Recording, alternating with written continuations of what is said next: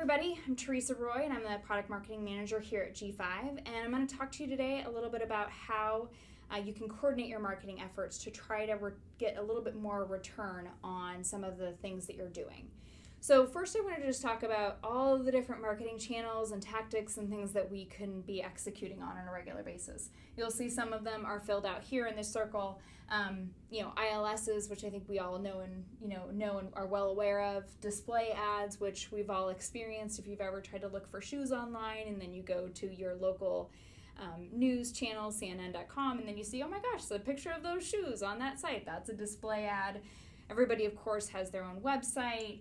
Some of the other things that you might also be toying with include pay-per-click ads, or if you are initiating a new SEO strategy because you want to make sure that you're found very high in organic rankings, or if you're like me and you really wanted to test out Facebook ads or Instagram ads.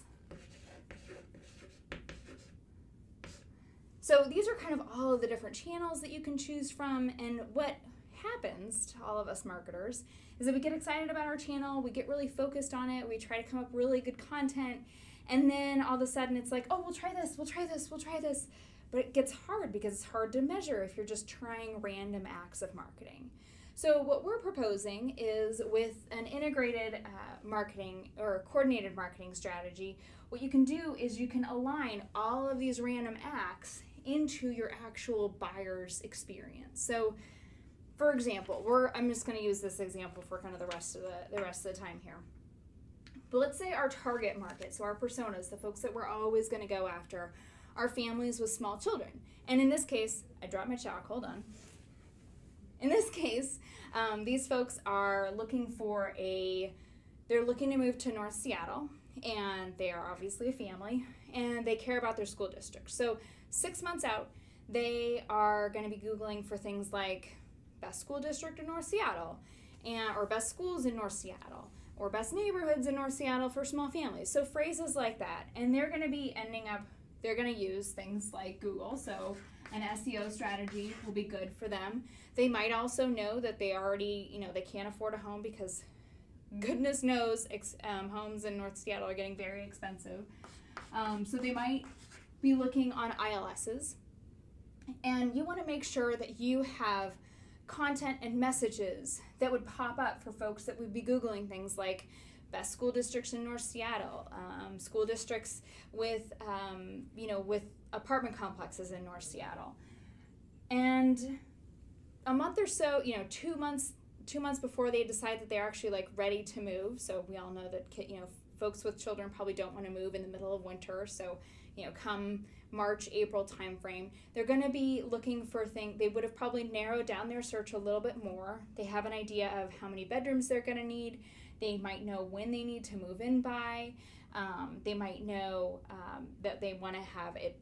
Their complex has to be pet friendly. So then you'll be using things like your site, your website, or pay-per-click to make sure that these things are showing up for them. So if they went to an ILS originally, they found out your apartment name, they ended up going back directly to your site, you want to make sure that you're highlighting all the different amenities that you have that would appeal to this family. It's family friendly, we're across the street from a park, we have a pool, all of those different things that might appeal to that target audience that you have. And then as they're going through their process, so they've 6 months out, they started to try to nail down their neighborhood.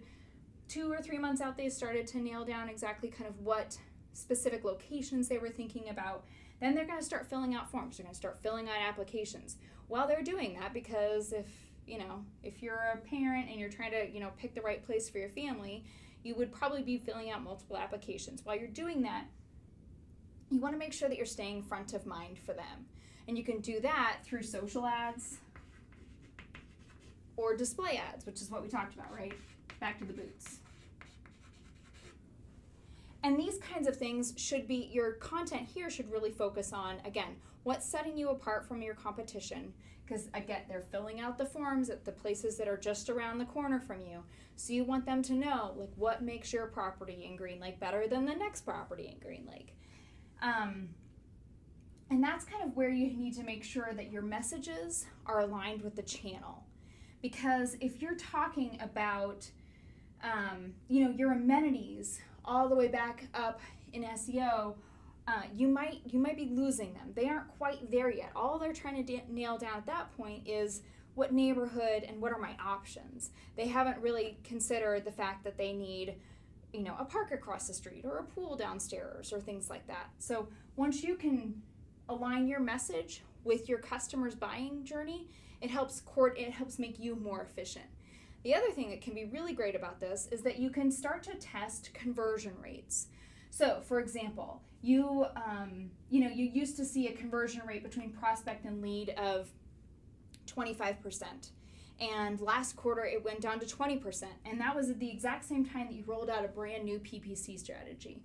It might not be working quite as well as you'd hope. So you can go back and you can adjust your PPC strategy. Same kind of thing with social or display. Like, let's say you finally decided to do a social campaign and your conversion rates with just display, or even without either one of these, used to be 30% and now it's up to 50%. Like, clearly social is working. That's amazing.